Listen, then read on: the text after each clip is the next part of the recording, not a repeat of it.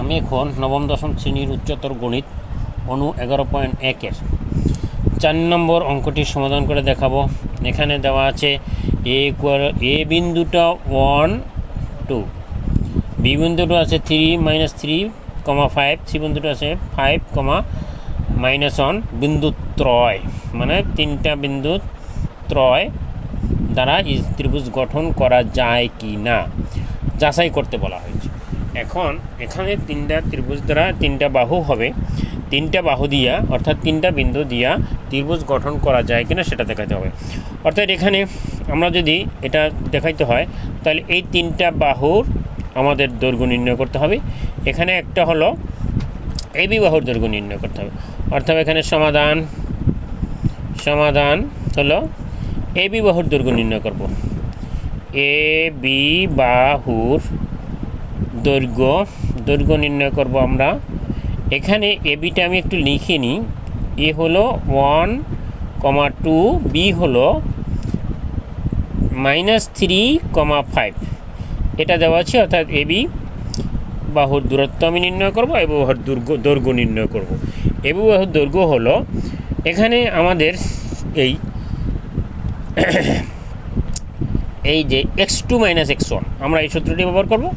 অর্থাৎ x2 হলো 3 - 3, অর্থাৎ -3 - x1 হলো x1 হলো 1, অর্থাৎ এখানে -3 - 1 হোল স্কয়ার, এখানে +2 প্লাস সূত্রের এখানে দ্বিতীয়টা অর্থাৎ y2 - y1, y2 হলো এটা, y1 হলো এটা, x2 হলো এটা, x1 হলো এটা।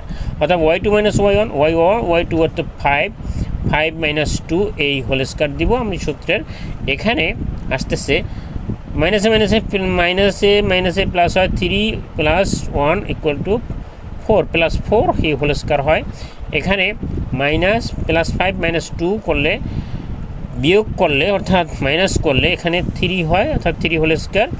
এখানে দেখা যায় 4 যদি হোল স্কয়ার করি তাহলে বর্গ করা হয় 16 হয়, আর 3কে বর্গ করলে 9 হয়।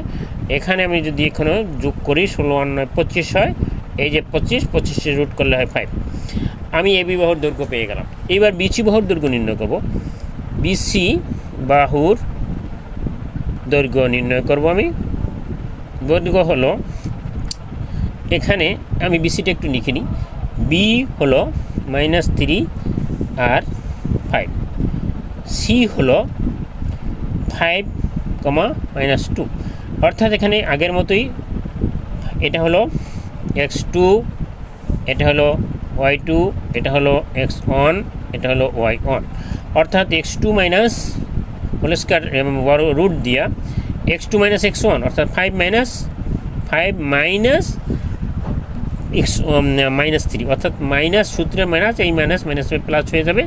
অর্থাৎ 5 + 3 হোল স্কয়ার, এই প্লাস সূত্রের এখানে y2 - y1 অর্থাৎ -y2 মানে -1 আর -y1 মানে 5 এই হোল স্কয়ার দিলাম।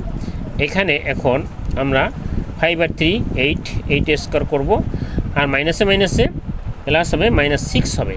-6কে বর্গ করলে 8 বর্গ করলে 64, আর -6কে বর্গ করলে হয় 36, অর্থাৎ এটা যদি আমি যোগ করি তাহলে আসে 100 অর্থাৎ 100। এখানে 100-এর বর্গমূল হলো 10, অর্থাৎ বিসি বাহু আমি পেয়ে গেলাম। এইবার আমার এসি বাহুর দৈর্ঘ্য নির্ণয় করব। এসি বাহুর দৈর্ঘ্য আমাদের প্রয়োজন হবে। 3টা বাহু ত্রিভুজ নির্ণয় করতে হলে 3টা বাহুর দরকার পড়ে। এসি বাহুর দৈর্ঘ্য হবে এই রুট দেব। এসিটা একটু লিখে নিই। এ হলো 1,2, সি হলো 5, -1, অর্থাৎ এখানে আগের মতোই। অর্থাৎ এখানেও আমি x2 আর y2 লিখে নিই, x1 y1। এখানে আমরা x2 - x1, x2 মানে 5 মাইনাস x1 মানে 1, অর্থাৎ 5 - 1 হোল স্কয়ার, এইখানে প্লাস দিলাম সূত্রের। অর্থাৎ y2 - y1, y2 হলো -1 আর y1 হলো -2, অর্থাৎ এই হোল স্কয়ার দিয়ে দিলাম।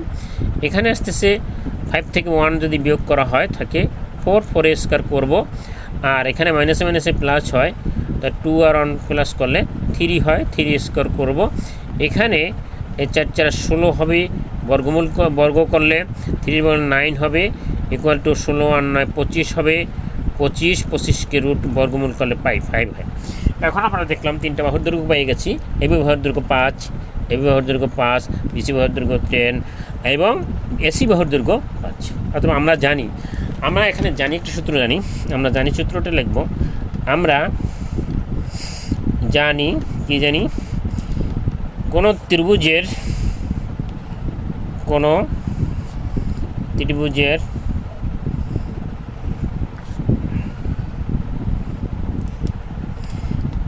দুই বাহুর সমষ্টি, কোনো ত্রিভুজের দুই বাহুর সমষ্টি, দুই বাহুর সমষ্টি তৃতীয় বাহু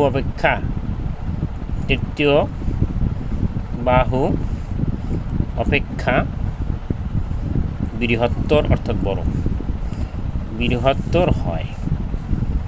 আমরা এইটুকু সূত্র জানি। সূত্রটা যদি আমরা একটু আটকায় দিই, এই যে সূত্র, অর্থাৎ তৃতীয় বাহু, দুইটা বাহু যোগ করলে তৃতীয় বাহু একটা বড় হবে। এখানে আমরা একটু দেখি যে এবি এবং বিসি দুইটা যোগ করে দেখি, এবি প্লাস বিসি। এখানে এবির মান পাইছি 5, আর এবি এবং এসির মানটা যোগ করে দেখি, এবি এবং এসি। এবি হলো 5, আবার এসি হলো 5 প্লাস 5 ইকুয়াল টু 10 হয়। এখন তৃতীয় বাহু থাকলে হলো কি, তৃতীয় বাহুটা আছে বিসি, তৃতীয় বাহু হলো বিসি, তৃতীয় বাহু বিসি। এখানে বিসিটা যদি করি, এটা বিসি ইকুয়াল টু কত, তৃতীয় বাহু, এটা হলো তৃতীয় বাহু, এটা হলো আমরা যদি লিখে দিই তৃতীয় বাহু, এই দুইটা বাহু যোগ করে তৃতীয় বাহু বিসি ইকুয়াল টু 10। অর্থাৎ আমরা জানি দুইটা বাহু যোগ করলে তৃতীয় বাহু একটা বৃহত্তর হয়, অর্থাৎ দুইটা বাহুর যোগফল বেশি হয়, তৃতীয় বাহু তৃতীয় বাহু অপেক্ষা তৃতীয় বাহুটা যেটা থাকে তার চেয়ে বেশি হয়। কিন্তু এখানে দেখা যায় যে দুইটা বাহু যোগ করার পরে তৃতীয় বাহুর সাথে সমান হয়ে গেছে, এই 10 10 10 10, অর্থাৎ এইটা যদি হয় দুইটি বাহুর সমষ্টি তৃতীয় বাহু অপেক্ষা যদি তৃতীয় বাহু সমান হয়, সেক্ষেত্রে এই তিনটা বাহু দ্বারা, এই তিনটা বিন্দু দ্বারা ত্রিভুজ গঠন করা সম্ভব নয়। অতএব এই তিনটা, এই বিন্দুত্রয়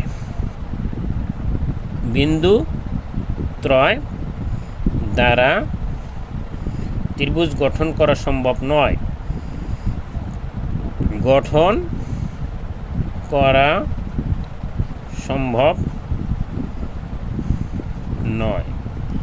আমি আগেই বলেছি যেখানে আমরা জানি যেখানে কোনো ত্রিভুজের দুইটি বাহুর যোগফল অর্থাৎ সমষ্টি তৃতীয় অপেক্ষা বৃহত্তর হয়, কিন্তু আমরা এখানে দেখলাম দুইটি বাহুর সমষ্টি তৃতীয় বাহু সমান হয়েছে, অর্থাৎ এই সূত্রের সাথে এটা কিন্তু পড়ে না, সূত্রের বিপরীত হয়ে গেছে।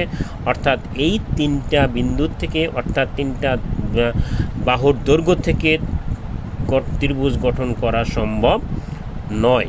কারণ এখানে সহজেই আমরা করতে পারি, প্রথম তিনটা বাহুর দৈর্ঘ্য নির্ণয় করব। প্রথম এবি বাহুর দৈর্ঘ্য নির্ণয় করলাম আমরা সূত্রের সাহায্যে, তারপর বিসি বাহুর দৈর্ঘ্য নির্ণয় করলাম, আরেকটা বাহু থাকে এসি বাহুর দৈর্ঘ্য নির্ণয় করলাম, এসি বাহুর দৈর্ঘ্য হলো 5, বিসি বাহুর দৈর্ঘ্য হলো 10, আর এবি বাহুর দৈর্ঘ্য হলো 5। অর্থাৎ দুইটা বাহু যোগ করি, এবি এবং এসি, এবি প্লাস এসি হয় 10, এবি এই যে এবি 5 আর এসি 5 সমান হয়ে গেল 10, এবং তৃতীয় বাহুটাও হলো 10। অর্থাৎ আমাদের সূত্রের সাথে সমর্থন করে না, সূত্রটাকে সমর্থন করে না। অর্থাৎ এটার চেয়ে বড় হওয়ার, এটার তৃতীয় বাহুর চেয়ে এর যোগফল বড় হওয়ার কথা ছিল। যদি থাকতো তাহলে আমাদের ত্রিভুজ গঠন করা সম্ভব হইতো, কিন্তু আমাদের সেটা না হয়েছে সমান। অর্থাৎ হওয়ার উচিত ছিল এই দুইটার সমষ্টি তৃতীয় বাহু একটা বৃহত্তর হতে হবে, কিন্তু হয়ে গেছে সমান। তাই এই তিনটা বিন্দুত্রয় দ্বারা ত্রিভুজ গঠন করা সম্ভব নয়। আমরা একটু দেখি, তাহলে এখানে আমরা এটা সহজে করতে পারি। এবি বাহুর দৈর্ঘ্য নির্ণয় করবো আমরা, এবি বাহুর দৈর্ঘ্য নির্ণয় আমরা সূত্র জানি। এই দ্বিতীয়টার দ্বিতীয়টা মাইনাস প্রথমটা, অর্থাৎ x2 minus x1, y2 minus y1, এখানে মাইনাস দেবো, মাঝখানে প্লাস দেবো। এটা আমরা ক্যালকুলেশন করলে আমরা যেটা পাবো সেটা হবে এবি বাহুর দৈর্ঘ্য। এটাও এরকম x2 minus x1, y2 minus y1, এটাও আমরা ক্যালকুলেশন করলে রুট করলে বর্গমূল করলে আমরা 10 পাইলাম। এসি বাহু এরকম x2 আমি এখানে লিখে দিয়েছি, x1 কোনটা, x2 কোনটা, x2 হলো এটা, দ্বিতীয় যেটা বিন্দু থাকে সেটা x2 এবং y2, প্রথম যে বিন্দুটা থাকে সেটা হলো x1 y1। যে প্রথমটা আমরা এভাবে অন্যভাবেও করা যায়, প্রথমটা বিয়োগ প্রথমটা, দ্বিতীয়টা বিয়োগ দ্বিতীয়টা, এটাও করা যায়। অর্থাৎ আমি সেই সূত্রটা ব্যবহার করলাম। অর্থাৎ এখানে দেখা যায় যে অতি সহজে কিন্তু অতটুকু করা যায়।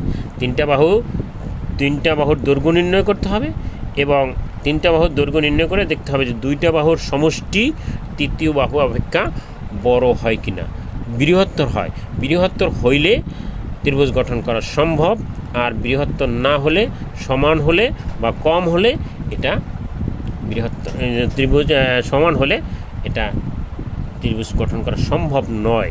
ত্রিভুজ গঠন করার সময় এখানে কিন্তু এই দুইটা বাহুর সমষ্টি তৃতীয় বাহুর সমান হয়েছে।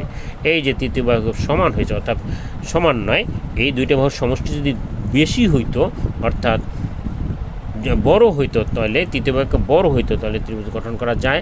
আবারও বলি, দুইটা বাহুর সমষ্টি তৃতীয় বাহু অপেক্ষা বড় হতে হয়, কিন্তু এখানে হয়েছে দুইটা বাহুর সমান, দুইটা বাহুর যোগফল তৃতীয় বাহুর সমান হয়েছে, অর্থাৎ এই বিন্দুত্রয় বা এই তিনটা বাহু দ্বারা ত্রিভুজ গঠন করা কোনো মতেই সম্ভব নয়। অর্থাৎ এখানে একটু চিন্তা করলেই বাহুর দৈর্ঘ্য নির্ণয় করে আমরা সূত্রটা অঙ্কটা করতে পারি। অর্থাৎ এখানেই ধন্যবাদ।